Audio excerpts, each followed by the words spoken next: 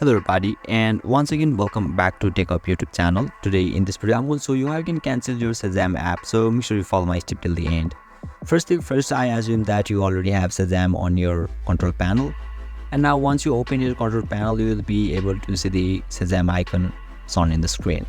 So what you need to do is simply need to open the settings, and now you need to scroll a little bit down unless you find the control center. So once you find it, which is at the bottom of the central option, simply tap on that option and now you will be redirected to the control center section where you can see the music recognition at the bottom of this screen. So simply tap on the minus icon and now finally tap on the remove, which is at the right side, and yeah, you will be able to cancel your Shazam app successfully.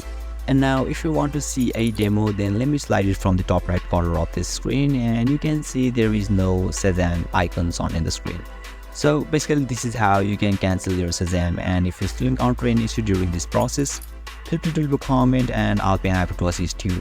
If you found this video helpful, please give it a thumbs up, and if you are new to this channel, make sure to hit the subscribe button and set the bell icon to on so that you can stay updated with our latest content. Thank you for watching, and I'll see you next time.